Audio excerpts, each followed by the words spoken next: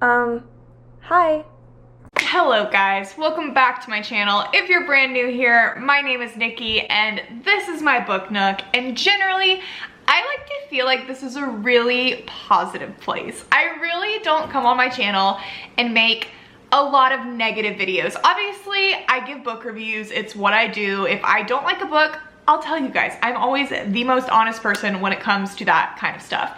But generally, I'm not like, let me just sit down and make a full-blown rant video about books that I don't like. But guys, I gotta tell you, I'm getting a little frustrated. I've had a really rough couple of months of being just straight up bamboozled. I don't know what is happening with the book social media world. Like, look, there have always been authors and books and certain series and whatnot that you just see all the big book influencers promoting. You know, you can just expect, like, if a Colleen Hoover book is coming out, you're gonna see it all over your feed, right? Like, I came to expect that, but I feel like in the last 6 months to a year, I don't know what's going on. I don't know if there's like some under the table, it's not really under the table, but like, I don't know if like these certain authors, because I just like see them coming out of the woodworks. It's like, I've never heard of this author, and then all of a sudden they have a new release coming out and it's like every single person is posting about it and they are raving about it and they're saying it's the best book they've ever read in their entire life, and they're posting these teasers and they're like,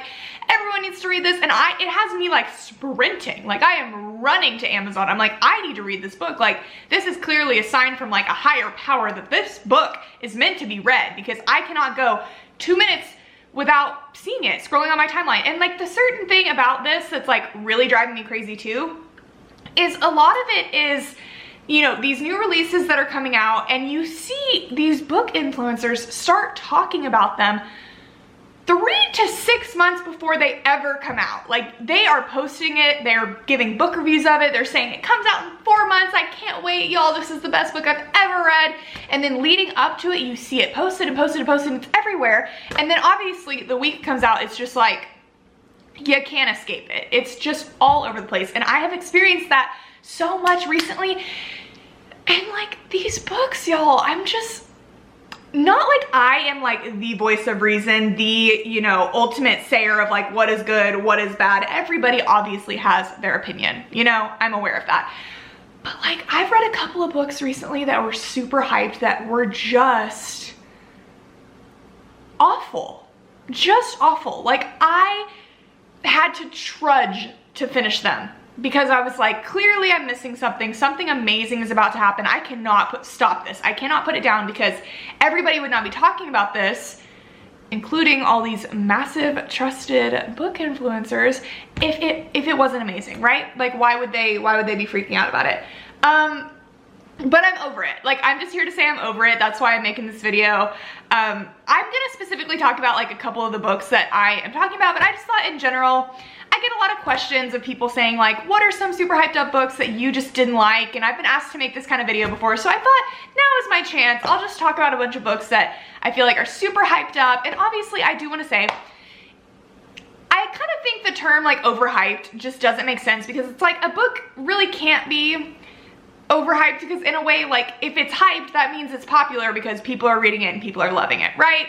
I think the term overhyped though comes in whenever it's like, it's just hard. It's hard when you are someone that reads so many books and you just know that there are so many authors out there, so many small authors that like nobody even knows about. All these little KU authors that I just like stumble across and I'm like, this is amazing. Like, I have read a few books recently that I'm like, holy crap, why is this author not massive? Why is everyone not talking about this book? And instead you just see the same like 5 to 10 books circulated on your timeline constantly every single day, and it's just like frustrating. I'm like, we need to branch out, people. Like, give these other authors that are so talented and amazing like a chance to shine, because like, we're missing out if we're reading the same 5 authors. Anyways, I'm just gonna get into it as I've been rambling for 4.5-ish minutes. The reason I'm making this video is Things We Hide from the Light by Lucy Score came out a couple of days ago, and I've had this book listed on my most highly anticipated book releases of this year. Straight up, I was excited for it. I will say, Things We Never Got Over is an example of a book that I don't know what happened to that book. It blew up. And look, I read it. I reviewed it on my channel. I liked that book. I really did. I thought it was good. It took me a little while to get into it. Once I got into it, got into the nitty gritty. I was like, okay, this is good. You know, getting further into it, I liked it more and more. I ended up feeling like it was like kind of a comfort read. Like that's just the vibes it gave off. I was like, oh, I like the small town. I like the grumpy sunshine. Like it's spicy. You know, this is a good book. And then at the end, it got a little dramatic and wacky for me, which I feel like is kind of like a thing with Lucy Score, because I've read 4 of her books now. Not finished 4 of her books, but I've attempted to read 4 of her books. But regardless, at the end of that book, I liked it. I did not like love it in the way that I feel like everyone else in the world was loving it. That's just a perfect example where people are just like ranting and raving, and that was on so many people's like favorite books of the entire year, which again, if that's their opinion, that is totally fine. I am not here to talk about that book, but I'm here to talk about this book because I literally got 20% in and I'm like, why am I reading this? Why am I forcing myself to sit here and read this? I had such a hard time getting into it that I was like, you know what? I'm gonna go downstairs. I'm gonna walk on the treadmill. I'm gonna go to the gym. I'm gonna walk on the treadmill, and I'm not gonna let myself stop until I read 100 pages of this book. Like I'm gonna read it, and by saying 100 pages, it's like I was like skimming. Like I was reading it, but you know, I was like power reading. Cause I just like, I had to do that because I couldn't get myself to otherwise focus on it. I was like, do an alternate task. It's probably my like undiagnosed ADHD that was talking in that moment, but if I'm like walking or doing something else and reading at the same time, for some reason, it helps me read if I'm like not in the mood to read. I had to stop. I simply had to stop. Like I was making myself read that book because it is the only thing on my timeline. It's all anyone's talking about. It's all any of the big creators are talking about. Everyone's running out and buying this book and spamming it. And like, this is like a perfect example of the books that I'm talking about, where it's like, this book has been all over my timeline since 6 months ago. Like people have been posting it for months, and people have been, you know, have read it months ago, and they're just like, 5 stars, the greatest book ever, I'm obsessed. And I can't for the life of me get into it. Like it was just so, it started so slow. Like it was just insta-lust, like insta-love. Like I was just bored. It was doing nothing for me. Like, I don't know. Like I think the first book was just, different. It got right into it. You jumped into the action right away. You're thrown into this small town. You meet all these characters. There's a very obvious problem presenting itself. Where in this one, it was like, oh, okay, this girl is moving in next door. She's real pretty. I'm instantly thinking about her and instantly, you know, lusting after her and daydreaming. And I just like, I don't know. It just didn't do anything for me. A lot of these books that I'm going to talk about, I probably don't even have like a super valid reason. It's just simply that I couldn't get into it. And that's how I felt about this. Like, I just felt like I was forcing myself to read it because so many people are asking me about it, and people want me to review it, and people, you know, are like, Nikki, please tell me you're gonna read things we had from the light. Like, please tell me you're gonna do a review. And it's like, I want to give you guys what you want, but it's like, I'm not gonna force myself to read a book that is like simply painful for me to read. Like, I am like falling asleep trying to read it, and it's like a 550 page book, and I am 100 pages in, and I see no end in sight. Like, I feel like I am treading water.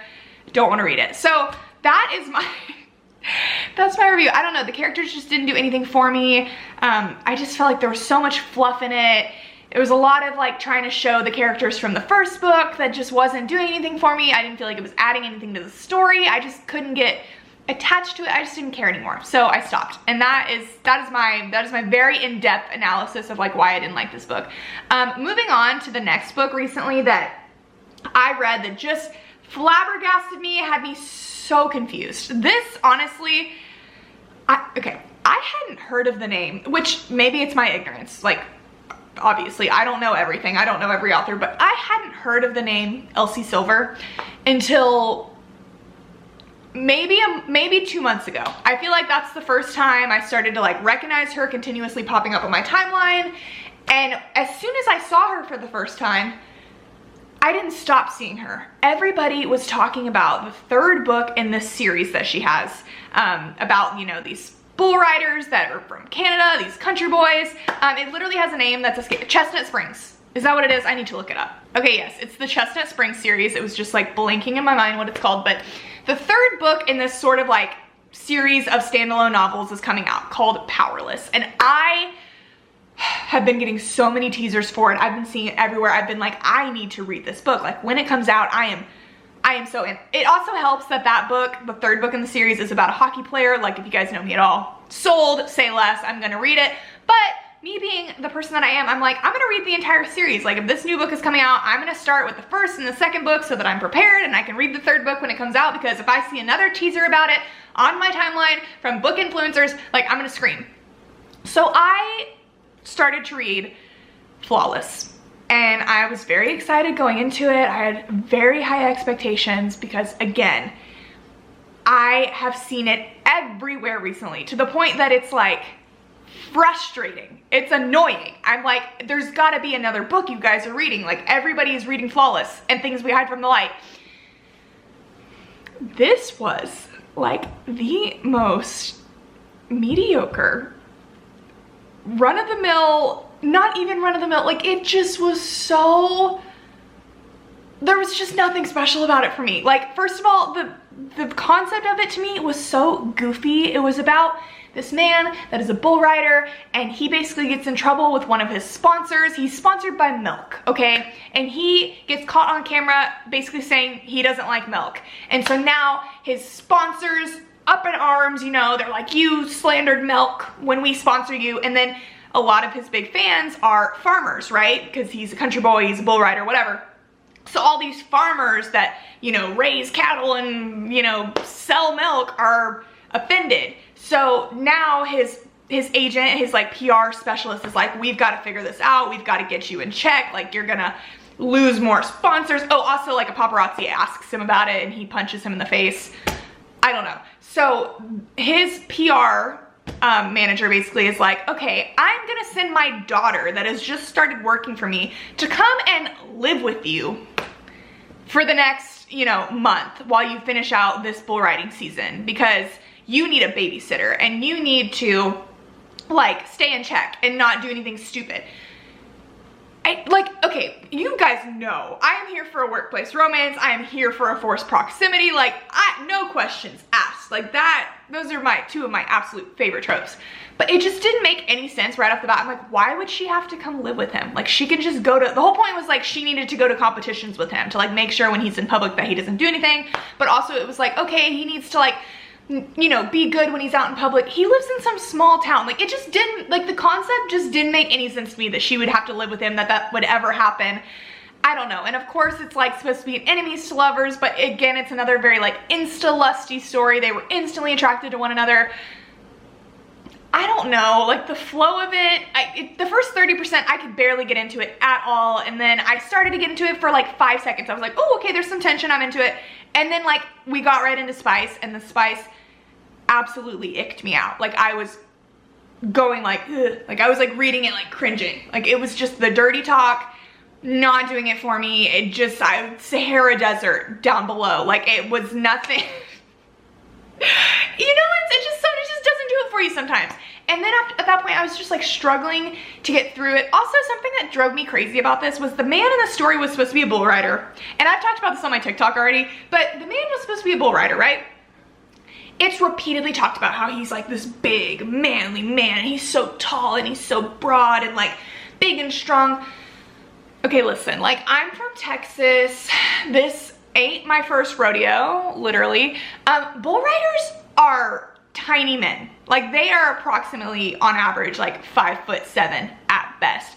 They're little. They have to be little. They are riding bulls, trying to get like thrown off. Like a big 6'4" big ass muscly man is like not riding a bull. Like they would get chucked off in 2 seconds. And she never like specified his height really, but like she constantly was like, he's so big, he's so big. I'm like, he literally, not possible. Like he's not, like I promise you. They're small, they're all small. So, which like, if you're into a short king, that's fine, but it just doesn't work. It doesn't work for what she was going for, and it was just driving me crazy. So, I hated that book. Straight up, I hated it. It was like one of the worst books I had read in months, and it's like, everywhere. And again, I am not like, it's all opinions. If you loved this book, like I am not, and that's a thing, okay? Look, there's no structure to this video, as you can tell. I have no issue with people having differing opinions to me on books. Obviously, I come on here all the time and I say I love books that people hate. I say that I hate books that people love. Everyone is entitled to their opinion. You are totally fine to get on whatever social media you want to, Goodreads, whatever, and rate a book anything you want to rate. I have no issue with that. What I have issue with is people, you know, going to comment on other people's reviews, and it's fine, again, if you want to be like, okay, like, I appreciate your review, but like, I liked it for this reason, blah, blah, blah, blah, blah. That's fine. But when people go out of their way to like slide into people's DMs or like leave comments on their reviews, like trying to convince someone to hate a book that they love, like they're like trying to give you X, Y, and Z, a whole freaking thesis analysis, dissertation about why the book that they loved actually sucked and that they need to reevaluate it. It's like, you're a thief of joy. Like, why are you trying to do that? Like, let people love what they love. So like, I'm just here to say, like, this is not me trying to like convince anyone not to like their book that they like. You chose to click on this video. So you opened yourself up to this. If you love these books, I am so happy for you. You go Glen Coco. You have a great time reading your books. I'm just here to talk. I'm just here to chill. So anyways, let's talk about some more books that I just didn't vibe with. Okay, what is this video? I don't even know. Okay, this next one I feel like is what really kind of started this whole thing for me. I mean, there's several, but like this one specifically was the first book that was everywhere, that I was like so excited to read. And people were just like, this is the greatest thing ever. Like, oh my God, you don't even understand, like book boyfriend of the year. Oh my God. And like, when I started to read the book, I several different times was like going back to my Kindle and like looking at the cover of the book and being like, did I download the right book? Like, did I get the right one? Because this is unreadable. Like, I am physically in pain trying to read this book right now. Like, I feel like I am reading a story about full-blown adults. It feels like I am reading a fanfic written by a middle schooler. Like, it just, that sounds so rude. Like, I'm sorry. Again, if you love this book, it's great. And I am like not trying to shade these authors or anything like that, but like The Fine Print by Lauren Asher. The worst book I read in the year that I read it. I think that was January of last year, of 2022. I genuinely think it was like the worst book I read all year. I had whiplash, first of all. The characters were so inconsistent. You know I love a grumpy man. I love a grumpy man, but the man in this story was just like straight up an asshole, like to the point that he was just like not likable, had no redeeming qualities in my eyes. Like I wanted nothing to do with him. Like I was just like, I am not interested, like goodbye. Again, also the story just didn't make any sense to me. Like the whole deal with Dreamland Billionaires, and I'm gonna make a whole video, I think, on this series because you'll understand in a second, but the whole point is it's basically like as if Walt Disney had 3 grandsons and now he's passed away, and now those 3 grandsons have been left behind an inheritance, but they each have to complete a task to get that inheritance. And so the first book is about the first grandson, Rowan. He is supposed to become the CFO of Dreamland, and his task is that he has to, you know, bring the magic back to Dreamland, bring it back alive, because like he, you know, hasn't believed in the magic in a long time. He's just a businessman, just like in and out, like whatever, always be closing sort of man. So he like goes to Dreamland and he's like, I'm gonna basically get all of these people that work here to do this for me. He crosses paths with this girl named Zara that is not like most girls and rides her skateboard to work, and they immediately don't get along because they are in a meeting together and they start arguing, and it was just so goofy, guys. Like, it was so goofy. Literally, first kiss happens like 10% into the book in the middle of the office. Like, never in a million years would some executive CEO literally make out with one of his employees in public. Like, it was just, and again, an office romance, a workplace romance, my favorite thing ever, but it just was not done in a way that pleased me. I don't know. I couldn't stand it. I ended up DNFing it at 70%, and I was flabbergasted that so many people were obsessed with it, because it was painful. It was painful for me. So I told myself I was done with it. I will say, because the reason this is coming back around is the third book in this series just came out.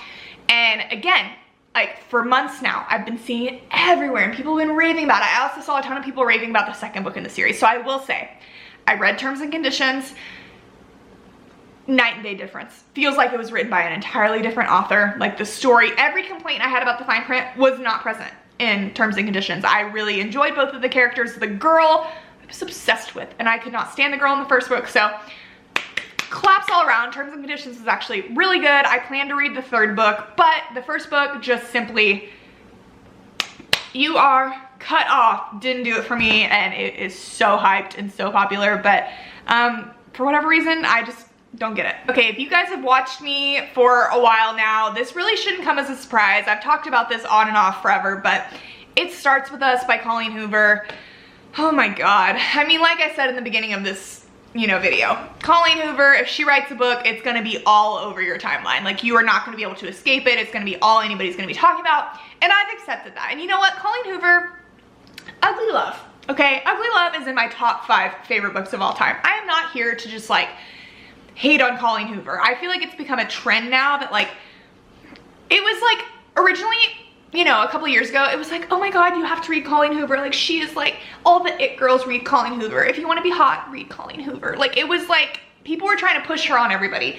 But then, of course, as things go, she's now super popular. So now it's like trendy to hate her and to also like shame people that like her books. And I am not about that life. I'm simply not. Like, it's just so goofy. Like, let people read what they want to read. If they love a Colleen Hoover book, that is fine. She is not like, after I've read, I would say probably 8 or so of her books, she's not at this point like one of my favorite authors. You know, she's written one of my absolute favorite books of all time, but overall she's not one of my favorite authors. And that is totally fine. If she's one of your favorites, love that, power to you. The entire It Ends With Us world though is a whole thing. And I could go on and on and on and on about it, but I feel like I already have. I literally posted a video that was over 30 minutes talking about It Starts With Us coming out. So if you want more of my in-depth analysis on the whole thing, you can go and watch that. But long story short, It Ends With Us, I went into completely blind, had no idea what it was about, fell in love with Ryle as I feel like we were supposed to, had my heart ripped out,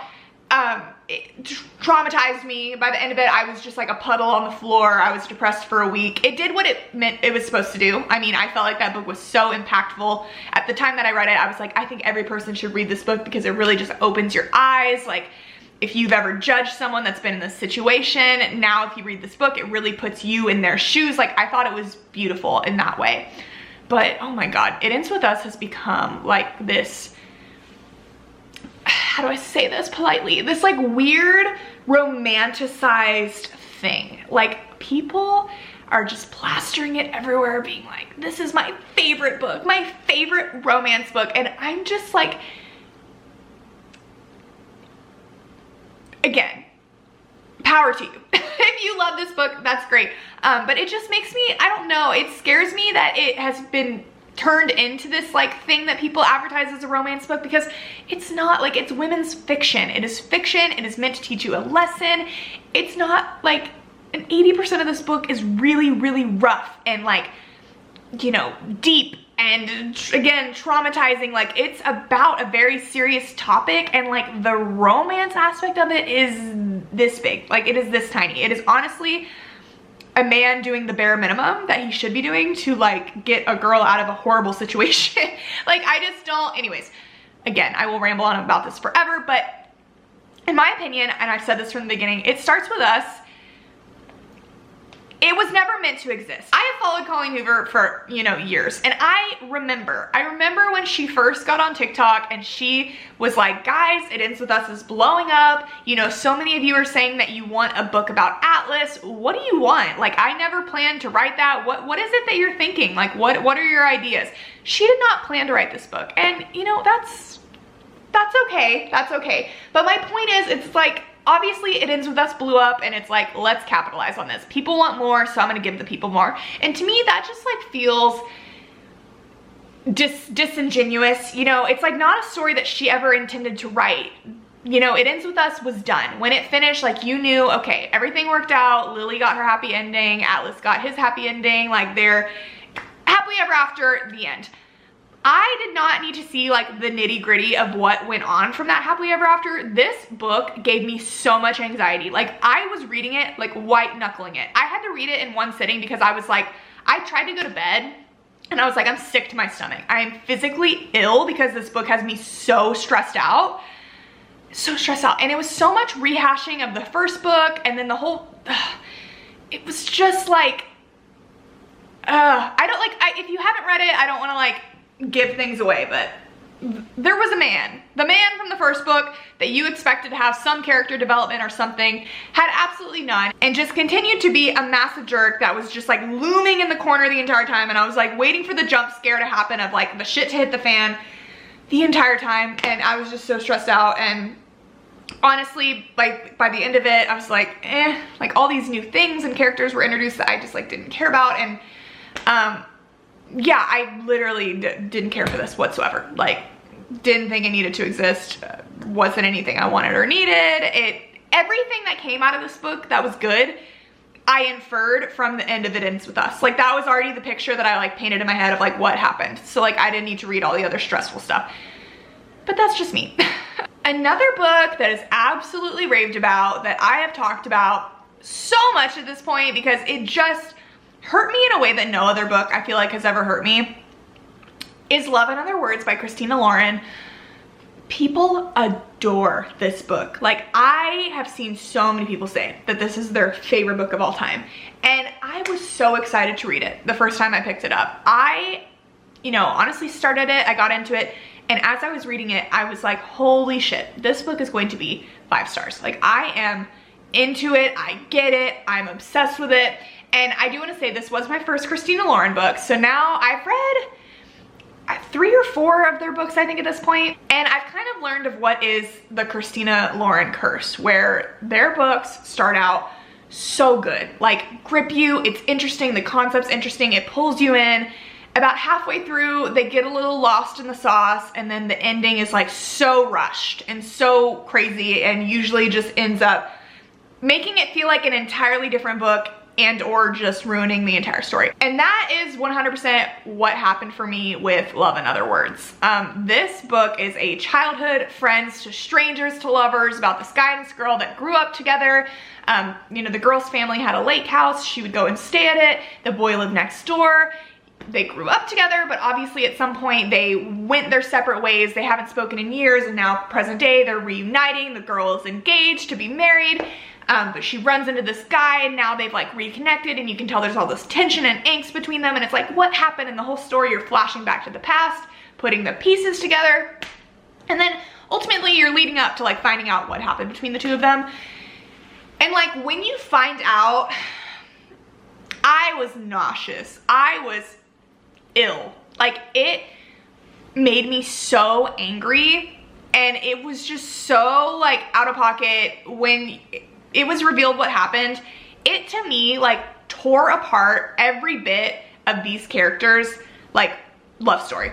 Like, everything about what I thought I knew about the guy character, everything that I thought I loved about him, I like, if I had a picture of him, I would be tearing it into pieces. I'd be like, done, you're gone, you're out. Like, this is not forgivable. And I posted a whole review on this as well where I ranted about it forever. And a lot of people do agree with me, but I've also had a lot of people that try to like, you know, discuss it with me, which I'm obviously open to. And a lot of people kind of see what happens in this book differently, and I don't know. I don't see it the way those people see it, and it just, in the end, destroyed me, broke my heart. I found it to be unforgivable and just ridiculous, and yeah, I just didn't like it. It literally ruined the entire book for me. I was ready to put it down and be done with it, but I finished it, and the book went from a 5-star to like a 1.5 star for me. Like, I was heartbroken. It was just not forgivable for me.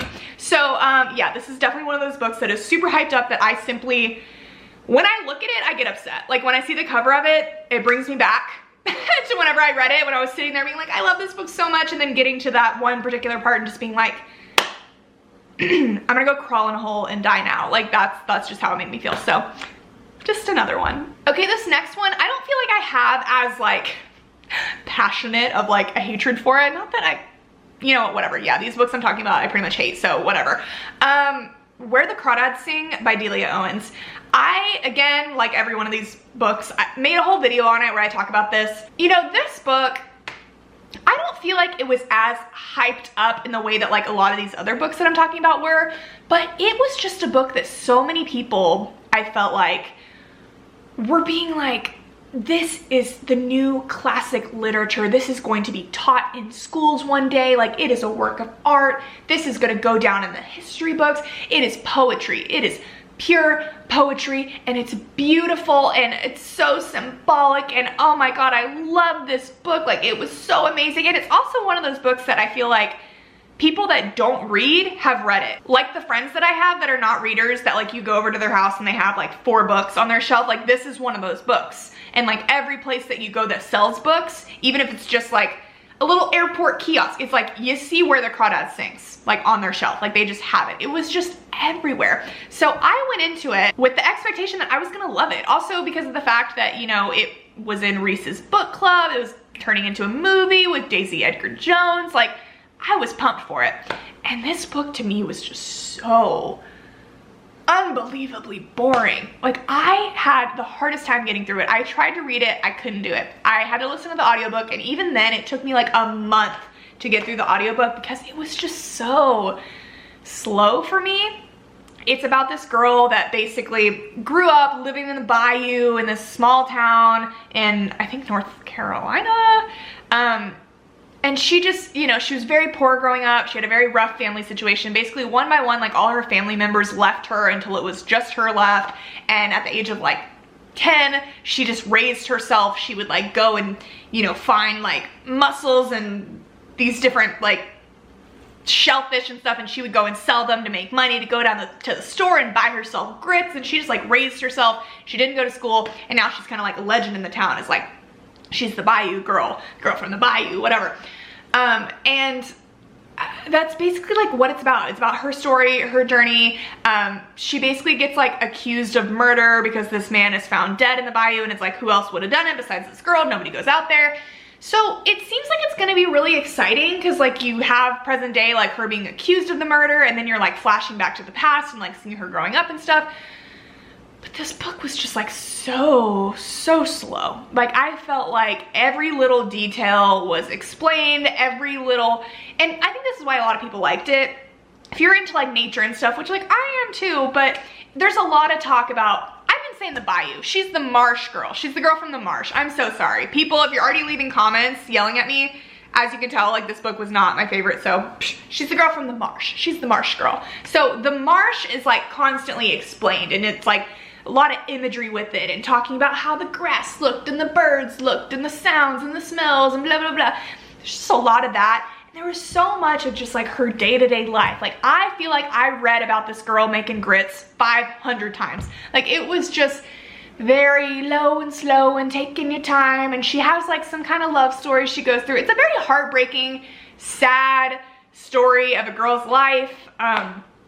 I don't know, it's supposed to kind of have this big twist ending that I did not feel like was that big of a twist. I just was overall really not impressed with it. Like, I finished it and I was like, okay, I haven't even watched the movie because I just didn't really care to. So yeah, it's just one that I don't know why it got so popular. I feel like the books that are really popular with people that don't really read are usually books that are really exciting and really just like jump into the story and get going. Like, I understand why It Ends With Us is really popular with people that don't read. Like, that is a very gripping story. It's a very impactful story. Like, that I get. But like, Where the Crawdads Sing, I would think if you're not a big reader that you would like fall asleep the second you tried to read this, but that's just me. Okay, I think as usual this video turned out to be way longer than I intended because I just like don't know how to shut up. But I just want to talk about one more book, and it's one that, again, I've talked about a lot on this channel. Beach Read by Emily Henry. So popular, so hyped up. People talk about it. It came out years ago and people still talk about it all the time. As you can see on my shelf behind me, I am a fan of Emily Henry. People Leaving on Vacation, one of my favorite books of all time. Like, honestly, it was the first book that I ever read that really had time jumps and flashbacks. It was a friends, strangers to lovers story that has the different alternating timelines, present day, reuniting, tension and angst again. It's one of my favorite things. And then flashing to the past, kind of gradually putting the pieces together, seeing what happens in the end, it inspired me. It inspired me to write my own book, When Fate Breaks. I love Emily Henry. That's all I'm trying to say, is that I have no issues with her. But Beach Read, for whatever reason, did not do it for me. And I just like, it's one of those again where I don't know what I'm missing. Like, people love it, but for me, I just, first of all, found the main character to just be so whiny and frustrating, and I just like didn't feel any sort of attachment to her at all. And it's supposed to be like this big enemies to lovers story. Like, that's what everyone called it. They were like, it's an academic rivals, enemies to lovers. It's about this writer that her dad just passed away and he left behind this house to her, and so she goes to stay in this house, and it turns out that her biggest rival from college, from her writing program, is staying in the house next door, and he is also there because he has writer's block, and neither one of them can figure out how to write their next book. So they basically decide that they're going to switch genres with one another so that they can like get inspired by writing something that they don't normally write, and that they're each gonna go on these like excursions together so that they can do research for their writing. So he's gonna start writing romance, and she's gonna start writing kind of like science fiction, thrillery kind of things, if I remember correctly. So like for her research, for him, like they're gonna go on dates, and then for her research, they did the weirdest shit. Like, I don't even know. His book that he was doing research for was about like some cult. So you spend so much of the story going on outings with them, interviewing cult members, and like visiting sites that this cult used to live at. It was just like such a big chunk of the book, and I'm just like, what are we doing here? Like, why is this a part of the story? I don't understand. It just felt like there was so much of that where it was like pointless, and it kind of just, the whole plot is about them writing these books, you know, swapping the genre, and that just like ends up being like such an irrelevant part of the story. Like at the very end, it's just like, okay, we published our books, yeehaw, like, and then we, for the first time, are going to actually go to the beach. This whole thing is called Beach Read, and it's marketed as like a summary book. Like, this is the most summary looking book I've ever seen in my life. They're like on a beach, on beach towels, reading a book on the beach, and it's not beachy at all. Like, this book was so like fall. It was so fall and gloomy and like kind of sad. And like at the end they go to like the beach, which is actually like a lake. I don't know. It literally, it being called Beach Read made genuinely no sense to me. I just was really bored by it. I know, again, like people love this book, and there's one line from the book that when I see it, I smile. You know, whenever I see you sleeping, I'm like so happy that you exist. I butchered that, but that line, I get it. When I read that line, I was like, okay, damn, that's a good one. But other than that, nothing for me. And again, the enemies to lovers aspect of this book, it's one of those where we were enemies for 2 seconds, but actually I like was obsessed with you all along. It's one of those books, and I'm just like, that just doesn't do it. If it's gonna be an enemies to lovers, I need some angst. Like, I need some tension. I need you to genuinely be enemies, because like I'm bored. So that's it. Those are the super hyped BookTok viral books that I just didn't like, and that I just seem to disagree with most of the general public on. But yeah, guys, this was a very different type of video for me. If you enjoyed watching me sit here and rant for 30 minutes, let me know. Maybe I can find some more things to rant about. But most likely, I'll probably be getting back to my regularly scheduled programming. We'll get back to our book reviews, our reading vlogs, whatever it is that I'm gonna do over the next few weeks. Thank you guys so much for watching, if you watched this far. I love you so much, and I will talk to you very soon. Bye.